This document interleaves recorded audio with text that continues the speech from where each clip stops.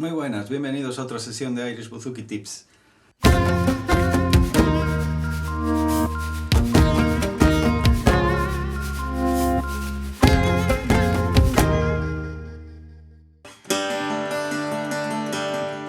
En el vídeo de hoy os quiero hablar un poco de las cuerdas.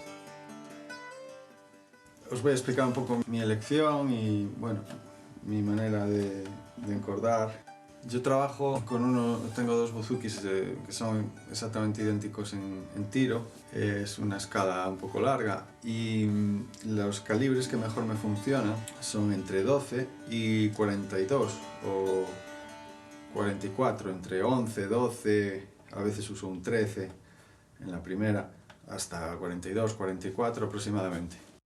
Y bueno, he usado varios tipos de cuerdas. Al final, por hablar de marcas, con la cuerda que me quedo casi el 90-100% de las veces es con D'Addario, con las que trabajo, me funcionan bien. He usado otras, pues no sé, Ernie Ball, he usado incluso Elixir algunas veces. Utilizo cuerdas de guitarra acústica, no compro juegos específicos de bouzouki y me busco mis calibres. Al final lo que me funciona pues es un 12, 18, siempre puede haber una ligera modificación, estamos hablando 11, 12, 13, 17, 18 en la segunda, 30, 32 en la tercera, 40, 42, 44 en la cuarta. Lo que sí, al final, me acabé decantando con el paso de los años por tener las cuerdas, digamos, octavadas. ¿Qué es esto?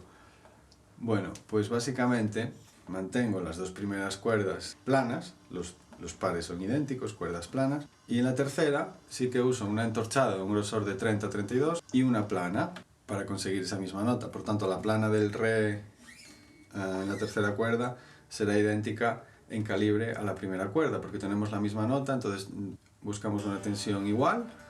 Por tanto, utilizo en la tercera cuerda un 32 y un 12, por ejemplo. ¿Qué pasa en el sol, en la cuarta cuerda? Pues lo mismo.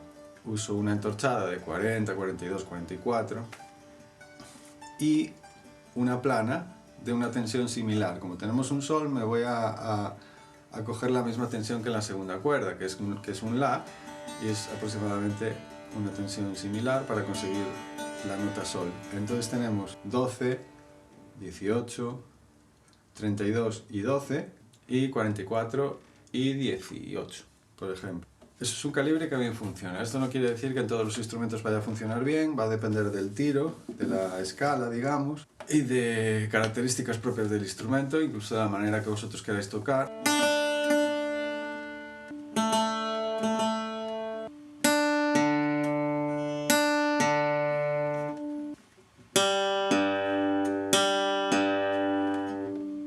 Yo os recomiendo que, bueno, con estos valores de referencia, y si estáis empezando, pues bueno, tal vez estos valores de referencia os pueden funcionar, pero que a medida de lo que vayáis viendo, en función de la tensión, porque es importante que tengamos una tensión cómoda, que las cuerdas no estén súper tensas, que nos permita pulsar bien. Eso ya depende de, pues, también la calidad del instrumento, obviamente, pero las cuerdas son muy importantes. Escoger bien el calibre y ya luego el modelo, la marca o el material de las cuerdas es una elección muy personal. Yo os digo lo que me funciona a mí y para este tamaño de instrumento esta es mi mejor opción. Y el entorchado o no, quiero decir, el tema de octavar o no, pues también es una decisión muy personal. A mí me enriquece mucho.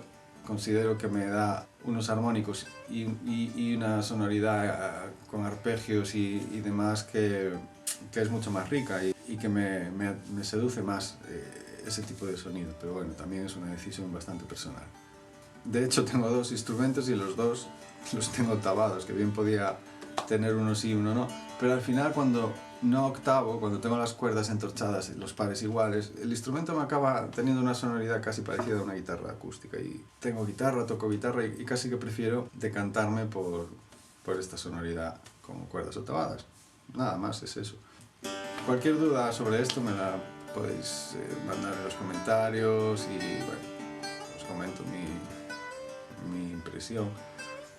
Ya os digo, cada instrumento, sobre todo si son escalas más cortas, bueno, quizás vais a tener que mover un poquito el calibre, pero bueno, es cuestión de ir probando. Hay que comprar cuerdas al principio y probar hasta que estéis cómodos tocando.